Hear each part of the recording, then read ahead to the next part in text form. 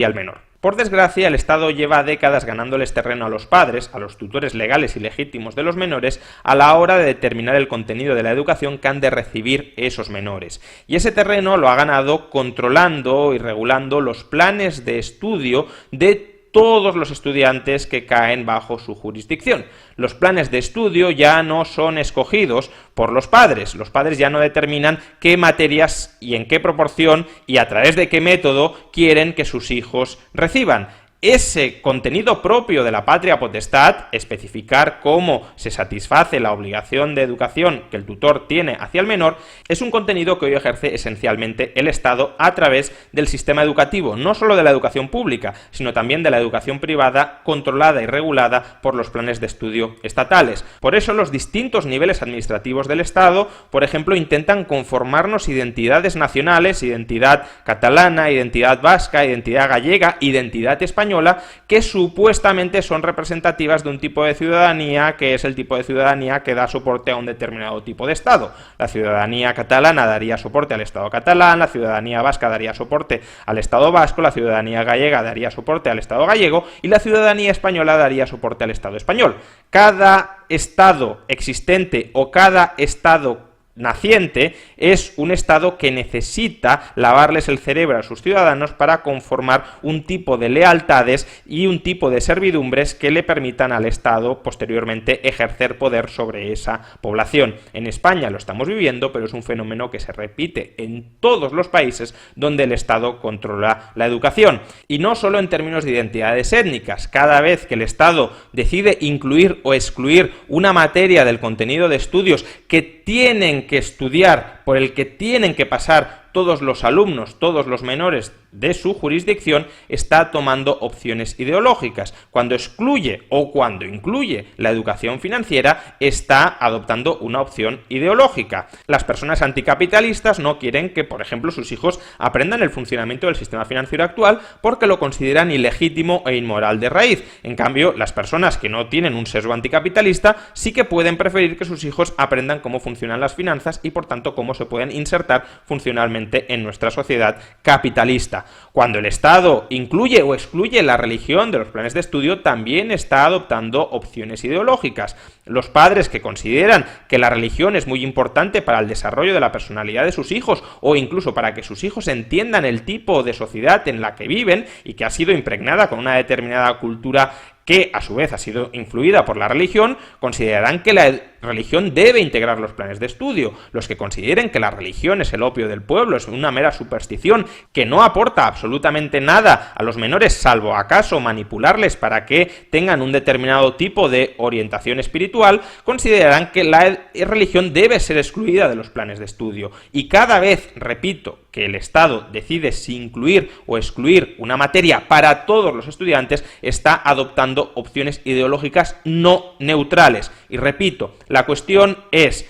entre todas las posibles opciones ideológicas válidas, porque es válido enseñarle a un menor religión o no enseñársela, es válido enseñarle a un menor educación financiera o no enseñársela, es válido enseñarle a un menor historia universal en lugar de historia de España o centrarse en historia de España en lugar de historia universal, es válido a un menor enseñarle lengua catalana con preferencia sobre la lengua española o sobre la lengua inglesa, o es válido enseñarle a un menor lengua inglesa con preferencia sobre la lengua catalana o sobre la lengua española. Todas esas opciones que no son neutrales y donde no existe una única opción válida, ¿quién es aquel que debe decidir qué opción se sigue? No es que los padres no puedan intentar adoctrinar a los hijos, es que la alternativa menos mala, por las razones que ya hemos ofrecido, la menos mala, no necesariamente la óptima en todos los casos, pero sí la alternativa menos mala, es que sean los padres, es decir, los tutores legales de ese menor, los que determinen preferentemente qué contenido educativo ha de recibir ese menor,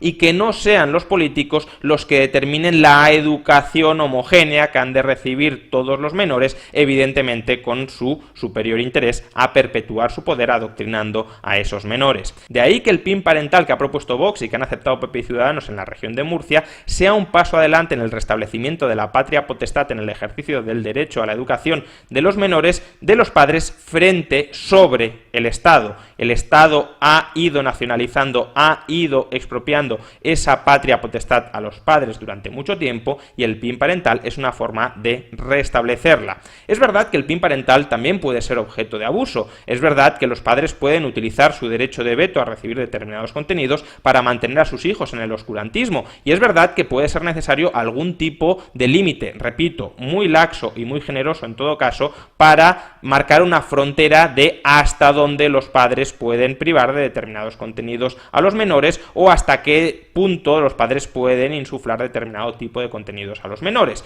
Lo que no tiene ningún sentido es que los políticos puedan determinar plena y preferentemente el tipo de contenidos que los menores van a recibir del sistema educativo que ellos planifican. Los padres han de tener un poderosísimo margen de decisión sobre el contenido curricular y ese contenido curricular hoy está plenamente, totalmente en manos de los políticos. De ahí que, repito, el PIN parental sea un paso adelante para restablecer el orden adecuado de las cosas, la patria potestad de los padres en lugar del Estado a la hora de determinar el contenido específico de la obligación de educación que tienen hacia sus hijos. De hecho, es fácil darse cuenta de que si viviéramos en una teocracia donde el Estado intentara adoctrinar, manipular, lavar el cerebro a los menores, inculcándoles el credo de una determinada confesión religiosa, los primeros que reclamarían el PIN parental para protegerse frente a ese adoctrinamiento estatal serían los mismos que hoy se oponen al PIN parental que ha propuesto Vox y que han aceptado PP y Ciudadanos en la región de Murcia.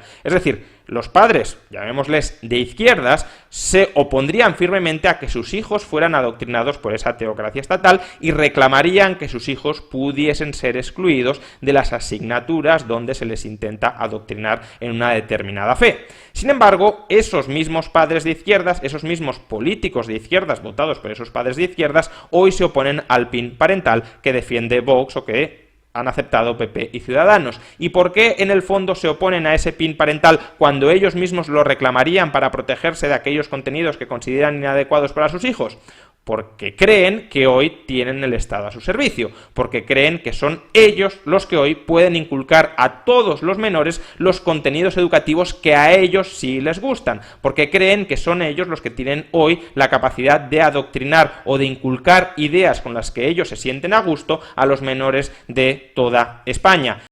Vamos a ver, CONCAPA defiende la libertad de educación. La libertad de educación, creo que la palabra lo dice muy claro. Entra dentro del artículo 27 de la Constitución, en su punto tercero, y aquí lo que la ministra, la amenaza que ha hecho con llevarlo a los tribunales, vamos a ver, señora ministra, si a día de hoy la materia que el PIN parental está controlando no es una materia curricular, es extracurricular y complementaria. Una que no está dentro de la PGA normal y corriente que se hace del curso y que se aprueba en un consejo escolar donde sí estamos familias, donde sí estamos centros, donde está toda la comunidad educativa debatiendo, ¿no? O sea, nosotros, y este PIN parental va a esas materias que además vienen de fuera del centro. Lo más lógico y lo más normal es que se informe a las familias para ello, pero no vulneran ninguna ley educativa ni nada de nada. Si ella quiere llevar a los tribunales, pues muy bien. Muy bien que lo lleve, pero nosotros ya veremos como familias y tal, cómo tenemos que responder a esa amenaza. O sea que el PIN parental ustedes creen que no vulnera la libertad. No vulnera en ningún sentido